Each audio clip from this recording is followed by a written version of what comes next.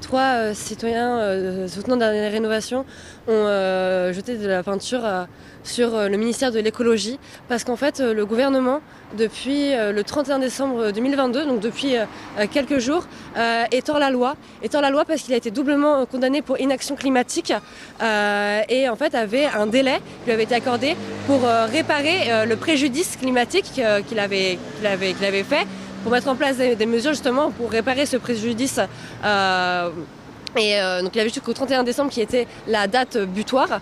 Et en fait le gouvernement n'a rien mis en place pour réparer ce fameux préjudice, qui fait que là, depuis quelques jours, le gouvernement étend la loi et s'enfonce en fait encore plus dans l'inaction climatique. Depuis 3 jours, vous faites ces actions-là. Pourquoi ce genre d'action comme ça, avec de la peinture? Pourquoi aller cibler un ministère? C'est quoi l'objectif derrière ça? Mais en fait c'est simple, c'est toujours dans une optique de renforcer le rapport de force, de faire pression et de montrer aussi au gouvernement notre détermination et que nous on ne lâchera pas. Tant qu'on n'a pas obtenu la rénovation thermique des bâtiments, on ne lâchera pas, tant qu'on n'a pas ce qu'on demande, un plan pour justement mettre en place la rénovation thermique des bâtiments à effet 2040. Tant qu'on n'a pas ce fameux plan, on continuera.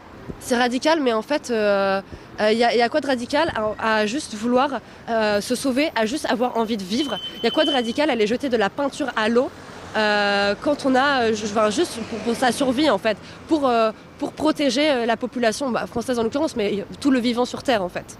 Est-ce que vous pensez que vous allez plus être écouté par les ministères, par le gouvernement avec ce genre d'action?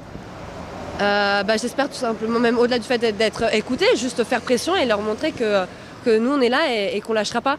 Est-ce que vous comprenez que ceux qui n'approuvent pas vos actions vont peut-être avoir du mal à se poser des questions sur l'écologie? Franchement, on comprend que voilà, on n'est pas non plus là.